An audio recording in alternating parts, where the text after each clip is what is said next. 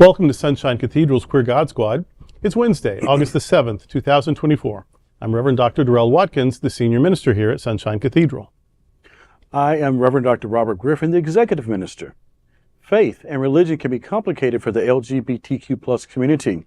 Surveys show that evangelical faith is the justification for the greatest attacks on the LGBTQ+ community. I am Reverend Kevin Tisdall, the Minister of Education. The Queer God Squad is going to explore our religious community. Let's explore the big news of the day and what it means to you. I am Reverend Dr. Ann Atwell, the Minister of Connections. This is live, and then we are available on demand. If our community is important to you, share this news with your friends and family. Join the conversation on your favorite streaming platform and social media. At Sunshine Cathedral, we're here to tell you that you are God's miracle, not God's mistake. This is the Sunshine Cathedral perspective. Secretary of State candidate calls Sunshine Cathedral gay cancer, sort of. Valentina Gomez, a Republican candidate for Missouri Secretary of State and known anti-LGBTQ+ extremist, has sparked controversy with a recent social media post laden with violent rhetoric while displaying a high-powered rifle. In a video, Gomez denounced LGBTQ-friendly churches like Sunshine Cathedral of Fort Lauderdale for promoting satanic and pedophile garbage. She has vowed not to tolerate the existence of these churches. This message, when combined with the disturbing image of Gomez holding a high-powered rifle, is a symbol of her resolve to combat what she deems Christian persecution. She's calling the pride flag gay garbage and labeling LGBTQ churches like Sunshine Cathedral as gay cancer.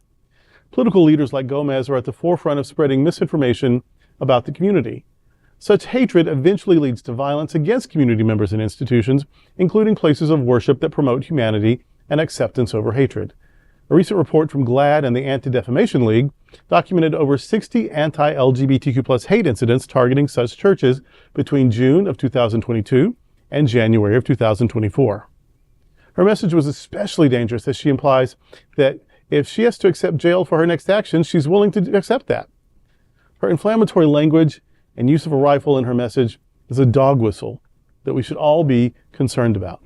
I will not let Jesus Christ be mocked. All the satanic and pedophile garbage in the Olympics, in our churches, and in our government will end when Christians and Catholics start fighting back. I will not turn the other cheek when defending Jesus Christ. And if this lands me in jail, then so be it. And screw your gay garbage. I'm coming for all of the pedophiles this flag represents.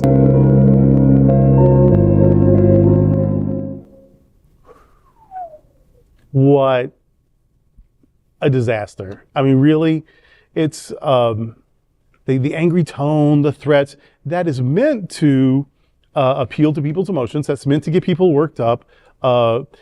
She offers no plan. She offers no reasoning. It's just these people are bad, those people are our enemies, and I'm not going to let those enemies get to you. Well, that's old rhetoric coming from the most oppressive regimes, in history.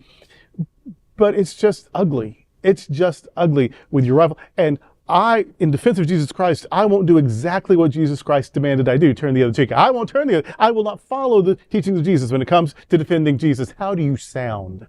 And that your Jesus needs defense makes him pretty useless anyway, especially if you're the one to defend. If you are the best he's got for defense with your hateful rhetoric and your high-power rifle, you're not making Jesus look good.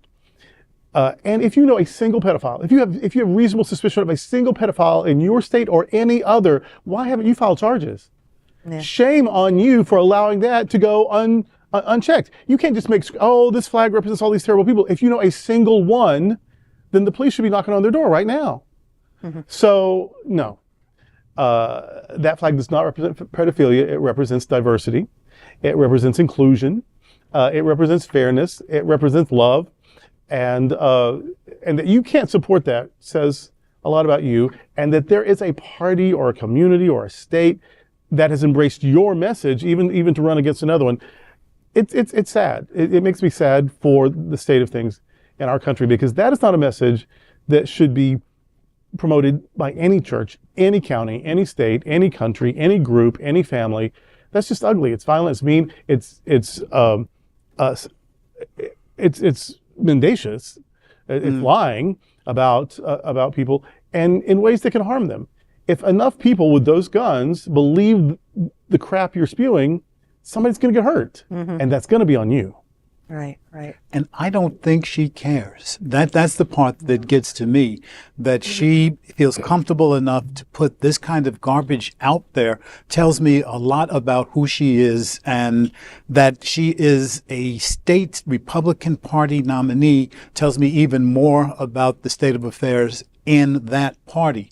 And it goes from the top all the way through to state elections, to local elections, that there is a party out there right now, and I just have to say it, that's spewing hate and violence, and it's going to get more and more dangerous for decent people because this kind of loudness. I mean, look at one of the people who supported them did something terrible to one of their candidates. Can you imagine their people coming against our people because some crazy person with a submachine gun has decided that it's time to take out folk?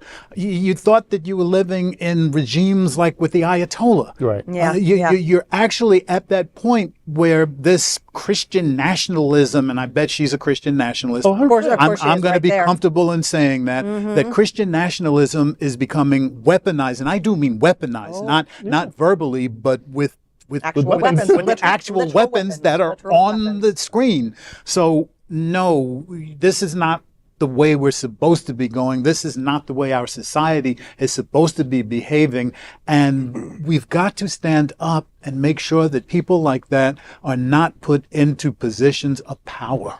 Now, we talked about dog whistles with the guns and the threats, blah, blah, but there was another one that I wonder if people, if it got past people, when she called it a gay cancer. That's triggering. Yeah. That's Yep. triggering for people whose first experience of a disease 40-something years ago was something they didn't know it was a gay cancer. Right, right. It was this Kaposi sarcoma that gay people and that no one had gotten who weren't like, except for senior citizens from the Mediterranean ever, and now gay men are getting it.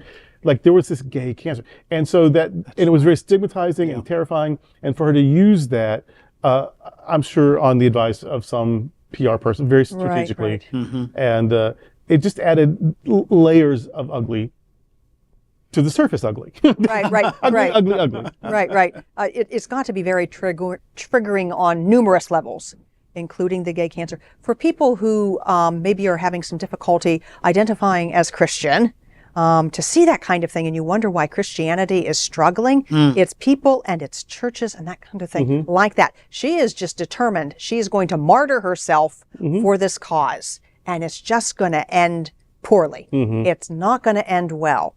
So I bet at very least it ends in her defeat. I know that Oh my she's in a gosh. super conservative state. I'm worried about it, but Yep. conservative doesn't have to mean just Crazy. bug fucking nuts. Yep. Well, I would like to say to her, if you're using this video for your dating app, don't. Oh. I don't care what platform you're trying to put it on. This is not the recommended video for your dating app. Secondly, I was kind of taken back by the fact that she only called out Christians and Catholics. Yeah. I heard that, yes. And are they separate? Yeah, they're very separate, very very different belief interesting. set of belief phase. But as long as we Christians and Catholics can come together. Well, here in the United States of America, we are way more than just Christians, whatever they may fall under, and Catholics. We are way more populated in our religious belief, religious differences, and everything else. And some of those others may align with you, but you've already alienated that particular group of people also. Thirdly, I would not overlook the position that she is running for as Secretary of State. Yeah. Guess what the Secretary of State's position is? They are the one who certified the vote. So she is not running for just a worthwhile position as Secretary. This is a very, very critical position as it relates to politics. Not just about faith and all the stuff that she's doing around the church and but this also is about states and politics. This position is very key in this particular upcoming election about who gets to certify these upcoming votes in this coming up election as well as future election. But her particular stance around, and I agree with her. If you got some pedophiles on your roster, so you need to be calling the popo. Yeah. Yep. And if you're not calling the popo, then the popo need to be knocking on your door and arresting you for withholding information that's Where are these critical to our pedophiles? society. We need to know. They need to be in jail. And you have just really put a lot of people in danger. Yeah. Yes.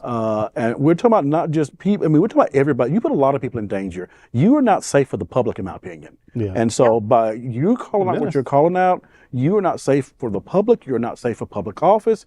And I don't trust your judgment nor your leadership in any role at this particular point, because you are alienating communities versus pulling communities together.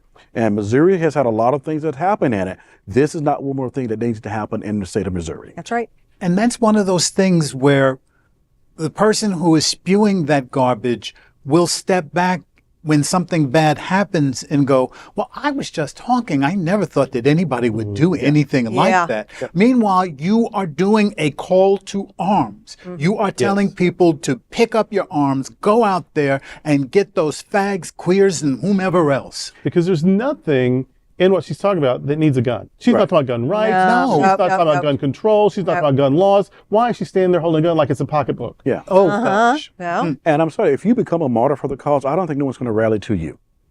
Sorry. I don't feel that's going to happen for you. And every hate crime that is listed in the state of Missouri since she's doing this needs to be laid at her feet. That's right. And she needs to be charged with inciting a hate crime. the blood is on her hands. Oh, Absolutely. gosh. Yeah, I know that we like a little bit of controversy. We like when we disagree. We have, a different opinion about this or that. But I don't know how any human person with any sense of decency, moral compass at all could say anything other than that's bad. Really bad. Just bad. Whew. So that's today with the Queer God Squad. We want to thank you for joining us. We're here daily at 3 p.m. to have some fun and to discuss what our LGBTQ plus community is talking about.